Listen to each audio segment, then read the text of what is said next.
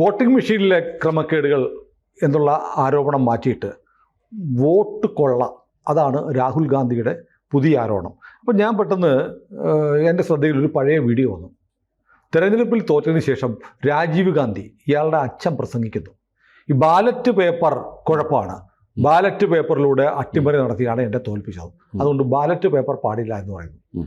ഇപ്പോൾ രാഹുൽ ഗാന്ധി പറയുന്നു ballot paper വേണം, വോട്ടിംഗ് മെഷീനെ കുറിച്ച് മിണ്ടരുത് സുപ്രീം കോടതി പറഞ്ഞിട്ടുണ്ട്. ഇന്നലെ രാഹുൽ ഗാന്ധി നടത്തിയ നാടകം ശുദ്ധാസംബന്ധം, തെമ്മാടിത്തരം, ഭോഷ്ക് അല്ലേ ആണ്. അതായത് ഇതിനകത്ത് ചുരുക്കം വളരെ ലളിതമാണ്. ഒരു വാചകത്തിൽ പറയണമെങ്കിൽ, ഞങ്ങൾ ജയിച്ചാൽ തെരഞ്ഞെടുപ്പ് നീതിപൂർവം നടന്ന്, ഞങ്ങൾ തോറ്റാൽ ഇലക്ഷൻ കമ്മീഷൻ തെറ്റ് ചെയ്തു. ഇത് ഞാൻ പെട്ടെന്ന് ഓർക്കുന്നത് ബ്രതോൾഡ് ബ്രെക്സ്റ്റ് എന്ന് പറയുന്ന ജർമ്മൻ നാടകകൃത്തിൻ്റെ കവിയൊക്കെയായിരുന്നു. പുസ്തകം ആയുധമാക്കാൻ പറഞ്ഞ അതെ കവിയൊക്കെയായിരുന്നു അദ്ദേഹം കമ്മ്യൂണിസ്റ്റുകാരനുമായിരുന്നു. അപ്പോൾ ജർമ്മൻ കമ്മ്യൂണിസ്റ്റ് പാർട്ടി ഒരു പ്രമേയം പാസ്സാക്കി, ജർമ്മൻ ജനതയ്ക്ക് വേണ്ടത്ര ബോധമില്ലാത്തത് കൊണ്ടാണ് പാർട്ടി തോറ്റുപോയതെന്ന്. അപ്പോൾ ബ്രെസ്റ്റ് പറഞ്ഞു, എന്നൊരു കാര്യം ചെയ്യും, ഈ ജനതയെ മാറ്റിയിട്ട് നിങ്ങൾ ബോധമുള്ള ജനതയെ ഉണ്ടാക്കാൻ പറഞ്ഞു, ഇവിടെ എടുത്തു വെക്കെന്ന് പറഞ്ഞു. ആ രീതിയിലാണ് ജനങ്ങൾ വോട്ട് ചെയ്യുന്നില്ല എന്ന ലളിതമായ സത്യം അംഗീകരിക്കാതെ വോട്ട് ചെയ്യപ്പെടുന്ന സംവിധാനത്തിനാണ് കുഴപ്പം എന്നാണ് പറയുന്നത്. ഇദ്ദേഹം എന്തൊക്കെയാണ് പറഞ്ഞത്? ഒന്ന്, ഒരാൾക്ക് ഒന്നിലേറെ വോട്ടുകൾ കാണുന്നു. രണ്ട്, ഒരു അഡ്രസ്സിൽ അനേകം പേര് വോട്ട് ചേർത്തിരിക്കുന്നു. മൂന്ന്, ഫേക്ക് വ്യാജ ID വെച്ചിട്ട് വോട്ട് ചേർത്തിരിക്കുന്നു. ഇത്തരം കാര്യങ്ങളാണ് പറഞ്ഞത്. ഇതെല്ലാം തെരഞ്ഞെടുപ്പ് കാലത്ത് തന്നെ ഈ കാര്യങ്ങൾ പരിശോധിക്കുന്നതിനുള്ള നിയമമുണ്ട്, നടപടിക്രമങ്ങൾ. കരട് വോട്ടർ പട്ടിക എല്ലാ രാഷ്ട്രീയ പാർട്ടികൾക്കും കൊടുക്കും. എല്ലാ രാഷ്ട്രീയ പാർട്ടികൾക്കും കൊടുക്കും. അവരത് വീതിച്ചിട്ട് ഓരോ വാർഡിലും കൊടുക്കും. ഒരു സ്ഥലത്തല്ല, ഓരോ വാർഡിലും കൊടുക്കും. ആ വാർഡിലുള്ളവരെ അത് വീണ്ടും വിഭജിച്ചിട്ട് 10ഉം 50ഉം ഉള്ള ചെറിയ സെക്ടറുകളാക്കി തിരിച്ചിട്ട് പാർട്ടി പ്രവർത്തകർക്ക് കൊടുക്കും. അവരിത് സൂക്ഷ്മമായിട്ട് പോയി പരിശോധിക്കുകയും മരിച്ചുപോയവരാരൊക്കെയാണ്, നാട് വിട്ടുപോയവരാരൊക്കെയാണ്, തുടങ്ങിയിട്ടുള്ള അവിടെ താമസം ആരൊക്കെയാണ്, ഇതൊക്കെ പരിശോധിച്ചതിന് ശേഷം വോട്ടർ പട്ടിക കുറ്റമറ്റതാക്കുന്നൊരു സംവിധാനം ഇപ്പോൾ തന്നെ ജനപ്രാതിനിധ്യ നിയമവും ഇലക്ഷൻ കമ്മീഷൻ ആക്റ്റും അനുസരിച്ച് നിലവിലുണ്ട്. അതിൻ്റെ നടപടിക്രമം അനുസരിച്ചിട്ടാണ് നമുക്കിപ്പോൾ ഒരാൾ വ്യാജ ID ഉണ്ടെങ്കിൽ അതിന് നടപടിക്രമമുണ്ട്. ഇനി ഒന്നിലേറെ പേര് ഒരേ ID ഉപയോഗിച്ച് വോട്ട് ചെയ്യാൻ വന്നിട്ടുണ്ട് എന്നുണ്ടെങ്കിൽ ഇവരുടെ പോളിംഗ് ഏജൻസ് ഉണ്ട്. അതെ, ആ പോളിംഗ് ഏജന്റുമാർക്ക് അത് ഒബ്ജക്റ്റ് ചെയ്യാമായിരുന്നതാണ്. അവരുടെ പണി എന്ന് പറഞ്ഞാൽ ഇത്തരം സന്ദർഭങ്ങൾ വരുമ്പോൾ ഒബ്ജക്റ്റ് ചെയ്യലാണ്. ഇത് ഇത്തരത്തിൽ നിലവിലുള്ള നിയമമനുസരിച്ച് ഈ കാര്യങ്ങളൊക്കെ ചെയ്തു തീർക്കാൻ വ്യവസ്ഥ ഉണ്ടായിരിക്കെയാണ് ഞാൻ ബോംബ് പൊട്ടിക്കാൻ പോകുന്നു എന്നും പറഞ്ഞുകൊണ്ട് വന്നിട്ട് ബോംബ് പൊട്ടിച്ചത്. അത് ബോംബ് പോയിട്ട് ഒരു ഈർക്കിലിപ്പടക്കം പോലും ആയില്ല എന്നുള്ളതാണ് വസ്തുത. അത് ഇദ്ദേഹം പറഞ്ഞ് ഇതിങ്ങനെ ഭയങ്കരമായ രീതിയിൽ വന്നിരിക്കുന്നു എന്നാണ്. അപ്പോൾ തെളിവ് എവിടെയെന്ന് ചോദിച്ചപ്പോൾ പറഞ്ഞ് 15 വർഷക്കാലത്ത് ഈ CCTVയുടെ ഫുട്ടേജ് കിട്ടിയാലേ എനിക്ക് തെളിവുണ്ടാക്കാൻ പറ്റുള്ളൂ എന്നാണ് പറഞ്ഞത്. 15 വർഷക്കാലം, 15 ദിവസമല്ല. 15 ദിവസമല്ല. ഇതിനകത്ത് വേറൊരു കാര്യം കൂടിയുണ്ട്. ഈ സർക്കാരിൻ്റെ സംവിധാനത്തിൽ ഈ വിവിധ ഡോക്യുമെൻറ്റുകൾ സൂക്ഷിക്കുന്നതിനൊക്കെ ചില വ്യവസ്ഥകളുണ്ട്. ഇലക്ഷൻ മെറ്റീരിയൽസ് സൂക്ഷിക്കുന്നതിന് പീപ്പിൾസ് റെപ്രസെൻറ്റേഷൻ ആക്ട് അനുസരിച്ചിട്ടുള്ള വ്യവസ്ഥകളുണ്ട്. ആ വ്യവസ്ഥകൾ പ്രകാരം ഒരു 6 മാസത്തിൽ കൂടുതൽ ഇതൊന്നും സൂക്ഷിച്ചു വെക്കാറില്ല. ഇലക്ഷൻ കേസ് വന്നു കഴിഞ്ഞാൽ അതെല്ലാം സീൽ ചെയ്ത് മാറ്റിവെക്കും, ഇലക്ഷൻ കേസ് തീർപ്പാവുന്നവരെ. പിന്നെ വേറൊരു കാര്യമുണ്ട്, ഇതെല്ലാം സർക്കാരിൻ്റെ എല്ലാ ഡോക്യുമെൻസിനും അത് നശിപ്പിക്കുന്നതിനൊരു സംവിധാനക്രമമുണ്ട്. ആ നശിപ്പിക്കുന്നതിൻ്റെ സംവിധാനക്രമം ഈ ഇലക്ഷൻ കമ്മീഷനും ബാധകമാണ്. അല്ലാതെ ഇലക്ഷൻ കമ്മീഷൻ ഈ 15 കൊല്ലത്തെ ഡോക്യുമെന്റ്സ് മുഴുവൻ സൂക്ഷിച്ചു വെക്കുകയാണെങ്കിൽ, അത് പേപ്പറിൽ സൂക്ഷിച്ചു വെക്കുകയാണെങ്കിൽ എത്ര സ്പേസ് വേണ്ടി വരും? അല്ല, ഇങ്ങനെ ഇതൊക്കെ നശിപ്പിക്കണം ഒരു പ്രത്യേക നിശ്ചിത കാലയളവ് കഴിഞ്ഞാൽ എന്ന നിയമം നരേന്ദ്രമോദി ഉണ്ടാക്കിയതുമല്ല. അല്ല, ഈ ഇന്ത്യ മഹാരാജ്യം ബ്രിട്ടീഷുകാരുടെ കാലം തുടങ്ങി നിലനിൽക്കുന്ന നിയമമാണ്. അത് ബ്യൂറോക്രസിയുടെ ഭാഗമായിട്ട് ആ നിയമം അനുസരിച്ച് ഇതൊക്കെ നശിപ്പിക്കുന്നതിനുള്ളൊരു സംവിധാനം ഉണ്ടായിരിക്കെ ആ സംവിധാനം ഇലക്ഷൻ കമ്മീഷൻ ആദ്യം തന്നെ ചോദിച്ചത് എന്താണ്? നിങ്ങൾ ഇതൊരു സത്യവാങ്മൂലമായി എഴുതി ഒപ്പിട്ട് തരാം. അതെ, Karnataka election commission officer notice കൊടുത്തു. ഇനി വേറൊരു കാര്യമുണ്ട്. ശരി, പാർലമെന്റിലേക്കുള്ള ഇലക്ഷൻ കഴിഞ്ഞപ്പോഴേക്കും ഇത് സംഭവിച്ചു. അപ്പോൾ അസംബ്ലിയിലേക്കുള്ള ഇലക്ഷനിൽ ഇവർ ജയിച്ചില്ലേ കർണാടകയിൽ?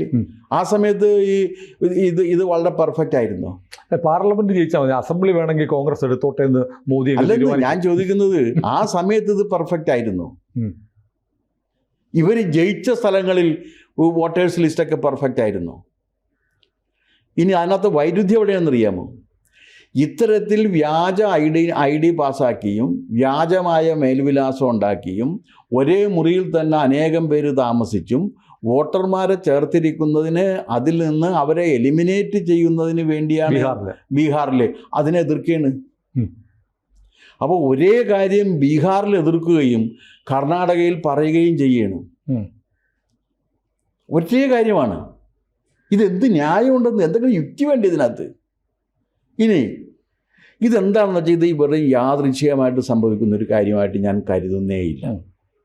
ഇത് വളരെ ആസൂത്രിതമായി ചെയ്യുന്ന ഒരു കൃത്യമാണ്. അല്ല, ഇതേപോലെ ആയിരുന്നു ബംഗ്ലാദേശിൽ നടന്നത്. വോട്ടർ പട്ടിക തെരഞ്ഞെടുപ്പിൽ ക്രമക്കേടെന്ന് ആക്ഷേപം വരുന്നു, വിദ്യാർത്ഥികളെ ഇളക്കി വിടുന്നു. അതേ പാറ്റേൺ കൊണ്ടുവരികയാണ്. അതേ പാറ്റേൺ ആണ് ഇവിടെയും എടുക്കുന്നത്. തെരഞ്ഞെടുപ്പിൽ ക്രമക്കേട് നടക്കുന്നു, അതാണ് അതിപ്പോഴേ പുള്ളി തുടങ്ങി വെച്ചേക്കാണ്. അത് ജോർജ് സോറോസിൻ്റെ രീതിയാണ്. ജോർജ് സോറോസ് അങ്ങനെയാണ്. ജോർജ് സോറോസ് ഉണ്ടാക്കുന്നത് കൺജക്റ്റേഴ്സാണ്. കൺജക്റ്റേഴ്സ് എന്ന് പറഞ്ഞാൽ അനുഭവത്തിൻ്റെയും വസ്തുതകളുടെയും പിൻബലമില്ലാത്ത വാക്കുകളെ യോജിപ്പിച്ച് വെക്കുന്നതിനാണ് കൺജക്റ്റർ എന്ന് പറയുക. അത് നിങ്ങൾക്കൊരിക്കലും സത്യമാണ് എന്ന് പറയാൻ തെളിയിക്കാൻ പറ്റില്ല. കാരണം തെളിയിക്കണമെന്നുണ്ടെങ്കിൽ എന്തെങ്കിലും വസ്തുത വേണ്ടേ? വസ്തുത ഇല്ലാത്തതാണ്. ആ കൺജക്റ്റേഴ്സ് ഇങ്ങനെ തള്ളിവിടുക എന്നുള്ളതാണ് ഈ രീതി. ഞാൻ ഒരു ഉദാഹരണം പറഞ്ഞുതരാം.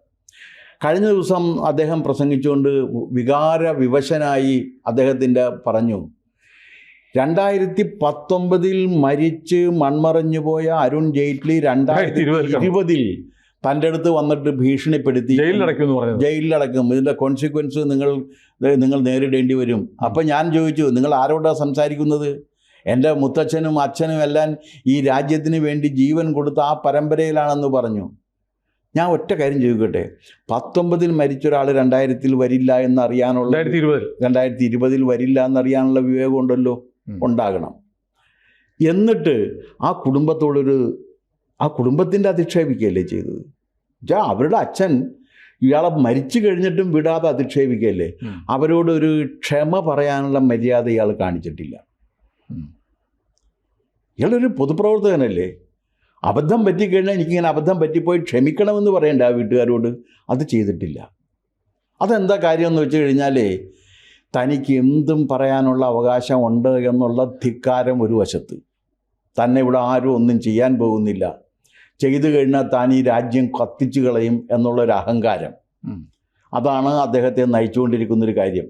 അല്ലെങ്കിൽ ആ അരുൺ ജെയ്റ്റ്ലിയുടെ കുടുംബത്തോട് പോയിട്ട് മാപ്പ് പറയണ്ടേ, എനിക്കിങ്ങനെ അബദ്ധം പറ്റിപ്പോയി പറഞ്ഞിട്ടേ ഇല്ല.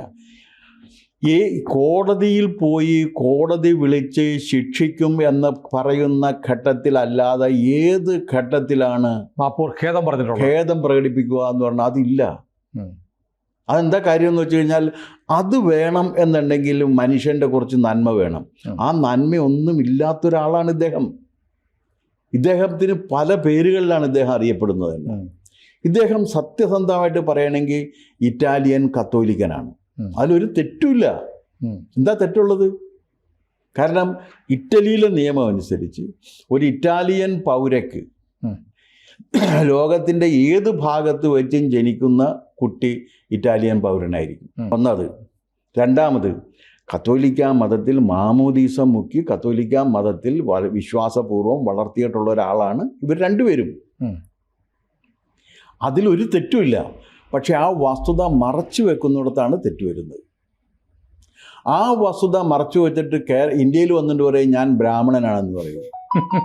അതെങ്ങനെയാണ് ഇയാൾ ബ്രാഹ്മണനാണ്? ഒരാൾ ബ്രാഹ്മണനാകണമെന്നുണ്ടെങ്കിൽ അതിനൊരു വ്യവസ്ഥയുണ്ട്. ആ വ്യവസ്ഥ അനുസരിച്ച് അച്ഛനും അമ്മയും ബ്രാഹ്മണരാണെങ്കിലേ മക്കൾ ബ്രാഹ്മണരാകുള്ളൂ, അല്ലെങ്കിൽ ആകില്ല. അച്ഛനും അമ്മയും ബ്രാഹ്മണരായിരിക്കണം. അല്ല, ഇന്ദിരാഗാന്ധി, ഫിറോസ് ഗാന്ധി ഇങ്ങനെ ഇന്ദിരാഗാന്ധി എന്ന് പറഞ്ഞു കഴിഞ്ഞാൽ വേണമെങ്കിൽ മത്തായി മത്തായിയുടെ എല്ലാ അവകാശവാദങ്ങളെയും അവഗണിച്ചുകൊണ്ട് അതെ, നമുക്ക് വേണമെങ്കിൽ പറയാം ഒരു ഹിന്ദു ആണ്, ബ്രാഹ്മണനാണ്, ബ്രാഹ്മണപുത്രിയാണ് എന്ന് വേണമെങ്കിൽ പറയാം. വേണമെങ്കിൽ മാത്രം. അതല്ല, അവരെ വിവാഹം കഴിച്ച ആളെന്ന് പറഞ്ഞാൽ പാർസി ആയിട്ടുള്ള ഫിറോസ് ഗന്ധിയാണ്. ഫിറോസ് ഗന്ധിയാണ്. ആ ഫിറോസ് ഗന്ധി അവരെ വിവാഹം കഴിച്ചിട്ട് അതിലുണ്ടായ മക്കളാണ് സഞ്ജയ് ഗാന്ധിയും രാജീവ് ഗാന്ധിയും. ആ രാജീവ് ഗാന്ധി ഒരു ഇറ്റാലിയൻ കത്തോലിക്കയെ വിവാഹം കഴിച്ചു. അപ്പോൾ 4% ഹിന്ദുത്വമുള്ള രാജീവ് ഗാന്ധി ഒരു ഇറ്റാലിയൻ കത്തോലിക്ക സ്ത്രീയെ വിവാഹം കഴിച്ച് അതിലുണ്ടായ കുട്ടിക്ക് എത്ര ശതമാനം ഹിന്ദുത്വം ഉണ്ടായിരിക്കും? എത്ര ശതമാനം ബ്രാഹ്മണരുണ്ടായിരിക്കും? എന്നിട്ട് പറഞ്ഞ് ഞാൻ ബ്രാഹ്മണനാണ് എന്ന് പറഞ്ഞു. അങ്ങനെ നിരന്തരം നുണ പറയുക, കൺജക്റ്റേഴ്സ് പറയുക. എന്നിട്ട് ഈ കൺജക്റ്റേഴ്സ് പറഞ്ഞ് ആളുകളിൽ ആശയക്കുഴപ്പമുണ്ടാക്കുക. നിലവിലുള്ള സംവിധാനങ്ങളെ മുഴുവൻ സംശയത്തിൻ്റെ നിഴലിൽ നിർത്തുക. അങ്ങനെ സംശയത്തിൻ്റെ നിഴലിൽ നിൽക്കുമ്പോൾ സ്വാഭാവികമായിട്ടും ഈ ജനാധിപത്യ സംവിധാനത്തിൽ ജനങ്ങൾ അവിശ്വാസം രേഖപ്പെടുത്തും. അങ്ങനെ അവിശ്വാസം രേഖപ്പെടുത്തുന്ന ജനങ്ങളെ ഇറക്കി വിട്ട് തെരുവിൽ കലാപം നടത്തുക. ആ തെരുവിലെ കലാപത്തിലൂടെ ഒരു രാജ്യത്തിൻ്റെ അധികാരം പിടിച്ചെടുക്കുന്നത് എങ്ങനെ എന്നുള്ള കാര്യത്തിൽ ഗവേഷണം നടത്തി അതിൽ വിജയിച്ചിട്ടുള്ള ഒരാളാണ് രാഹുൽ ഗാന്ധിയുടെ വകയിലെ അമ്മാവനായ ജോർജ് സോറസ്. ആ ജോർജ് സോറസിൻ്റെ സിദ്ധാന്തം പ്രയോഗിക്കുകയാണ് അദ്ദേഹം ഇവിടെ. അപ്പോൾ ഇപ്പോൾ ഓരോന്നിനെയും കോടതിയെ പുള്ളി വിമർശിക്കും. പാർലമെൻറ്റ് പ്രവർത്തിക്കാൻ സമ്മതിക്കില്ല. പാർലമെൻറ്റിൽ ഏതെങ്കിലും ഒരു കാര്യം ആ പാർലമെൻറ്റിൻ്റെ ചട്ടവട്ടങ്ങൾക്കനുസരിച്ച് ഇദ്ദേഹം പറഞ്ഞിട്ടുണ്ടോ? എൻ്റെ അറിവിലില്ല, ഒരു കാര്യവുമില്ല. പിന്നെ എന്താണെന്ന് വെച്ചാൽ പിന്നെ പവർ പോയിൻ്റ് പ്രസൻറ്റേഷനായിരുന്നു. പവർഫുൾ പ്രസൻറ്റേഷനാണ് വേണ്ടത്, പവർ പോയിൻ്റ് പ്രസൻറ്റേഷനല്ല. നിങ്ങൾ പ്രസൻറ്റ് ചെയ്യുന്നൊരു കാര്യം പവർഫുൾ ആയിരിക്കണം. ഈ പവർഫുൾ പ്രസൻറ്റേഷന് കഴിവില്ലാത്തവരാണ് പവർ പോയിൻ്റ് പ്രസൻറ്റേഷനുമായിട്ട് നടക്കുന്നത്. പവർഫുൾ പ്രസൻറ്റേഷൻ ഉണ്ടായിരുന്ന ഒരാളും മഹാത്മാഗാന്ധി പവർ പോയിൻ്റ് പ്രസൻറ്റേഷൻ ഉപയോഗിച്ചിട്ടില്ല, അന്ന് ഉണ്ടായിരുന്നില്ല എന്ന് പറയാം. അല്ല, ഈ പവർ പോയിന്റിൽ കാണിച്ച ഡാറ്റയിൽ വലിയ തെറ്റുണ്ട്. അല്ല, ഇനി ആ ഡാറ്റ ശരിയാണെന്ന് നോക്കുക. അതിൻ്റെ മാർഗ്ഗം ഇതല്ലല്ലോ, ഒന്ന് വേറെ മാർഗമില്ലേ? നിലവിലുള്ള നിയമം അനുസരിച്ച് അതിന് പരിഹാരമുണ്ടല്ലോ. ആ പരിഹാരമല്ലേ നിങ്ങൾ തേടേണ്ടത്? അത് അങ്ങോട്ട് പോകില്ല. അല്ല, ആ പരിഹാരം തേടാതെ ഒരു ജനാധിപത്യ സംവിധാനത്തെ തന്നെ സംശയത്തിൻ്റെ നിഴലിലാക്കിക്കൊണ്ട് അതിനെ നശിപ്പിക്കുന്നതിന് വേണ്ടി പരിശ്രമിച്ചുകൊണ്ടിരിക്കുകയാണ്. അതിൻ്റെ അർത്ഥം എന്ന് പറഞ്ഞാൽ രാഹുൽ ഗാന്ധി യഥാർത്ഥത്തിൽ ഒരു അന്തകവിത്താണ്. അത് ഈ മഹാരാജ്യത്തിൻ്റെ ജനാധിപത്യം തകർക്കുന്നതിന് വേണ്ടി ജോർജ് സോറോസിനാൽ നിയോഗിക്കപ്പെടുകയും നിയന്ത്രിക്കപ്പെടുകയും ചെയ്യുന്ന ഒരു അന്തകവിത്തായിട്ടാണ് അദ്ദേഹം നിൽക്കുന്നത്. അദ്ദേഹത്തെ വളരെ കരുതിയിരിക്കണം. There is a method in his madness. അയാൾ വെറുതെ പറയുന്നതല്ല, ഇങ്ങനെ എന്തിനെക്കുറിച്ചാണ്? ഇപ്പം നേരത്തെ പറഞ്ഞില്ലേ, രാഹുൽ ഗാന്ധിയുടെ അച്ഛൻ അദ്ദേഹം തോറ്റപ്പോൾ പറഞ്ഞത് എന്നെ ബാലറ്റിൽ എണ്ണി തോൽപ്പിച്ചു, അതുകൊണ്ട് ബാലറ്റ് പറ്റില്ല എന്ന് പറഞ്ഞ്. ഇദ്ദേഹം തോറ്റപ്പോൾ ഇലക്ട്രോണിക് വോട്ടിംഗ് മെഷീന് കുഴപ്പമുണ്ടെന്ന് പറഞ്ഞ് ഇപ്പോൾ അത് നിർത്തി. അത് കഴിഞ്ഞിട്ട് കേസുകൾ വന്നപ്പോൾ ജുഡീഷ്യറിക്ക് കുഴപ്പമുണ്ടെന്ന് പറഞ്ഞ് അത് നിർത്തി. പാർലമെൻറ്റിൽ ഇവർക്ക് ഭൂരിപക്ഷമില്ലാത്ത കാരണം പാർലമെൻറ്റ് ഡൈഫങ്ക്റ്റ് ആക്കും. ഈ കോമാളിയുടെ ധിക്കാരത്തിന് വഴങ്ങി നിൽക്കുന്ന ഒരു കൂട്ടം കോമാളികളായി ബാക്കി പ്രതിപക്ഷവും മാറുന്നു എന്നതാണ് ദയനീയമായ അവസ്ഥ. കാരണം ജനാധിപത്യ സംവിധാനത്തിൽ പാർലമെൻറ്റിലുള്ള അധികാരങ്ങളും പാർലമെൻറ്റിലുള്ള അവസരങ്ങളും ഉപയോഗിക്കണ്ടേ? ഏതെങ്കിലും ഒരു കാര്യം ഉപയോഗിച്ചിട്ടുണ്ടോ? ഇല്ലല്ലോ. അതിന് പകരം ചെയ്തത് എന്താണ്? പ്രധാനമന്ത്രിയെ പോയി ഓടിപ്പോയിട്ട് കെട്ടിപ്പിടിക്കുക, ഉമ്മ വെക്കുക, എന്നിട്ട് കണ്ണിറിക്കാൻ. എന്താണ് ഇയാൾ ധരിച്ചിരിക്കുന്നത്? ഈ താനൊരു ഇറ്റാലിയൻ കത്തോലിക്കനാണ് എന്ന് രാഹുൽ ഗാന്ധി തുറന്നു പറഞ്ഞാൽ ഈ രാജ്യത്ത് ഒന്നും സംഭവിക്കാൻ പോകുന്നില്ല, ഒന്നും സംഭവിക്കില്ല. പക്ഷെ അത് മറച്ചു വെക്കുമ്പോൾ ഇയാൾക്ക് എന്തോ മറച്ചു വെക്കാനുണ്ട് എന്നുള്ളതാണ്. ഏതായാലും രാഹുൽ ഗാന്ധി പറയുന്ന കാര്യങ്ങൾ ഇന്ത്യൻ ജനത വിശ്വസിക്കാത്ത തരത്തിലേക്ക് മാറിയിട്ടുണ്ട്. ഓരോ ദിവസവും രാഹുൽ എക്സ്പോസ്ഡ് ആയിക്കൊണ്ടിരിക്കുകയാണ്. പക്ഷെ കേന്ദ്ര സർക്കാർ എത്ര കാലം ഈ അന്തക വിത്തിനെ ഇങ്ങനെ അഴിച്ചു വിടുമെന്നതാണ് കണ്ടറിയാനിരിക്കുന്നത്. കണ്ടു തന്നെ അറിയണത്. അതെ. കൂടുതൽ വാർത്തകളും വിശേഷങ്ങളും നിങ്ങളിലേക്ക് എത്താൻ ABC മലയാളം സബ്സ്ക്രൈബ് ചെയ്യുക, ബെൽ ബട്ടണും അമർത്തുക.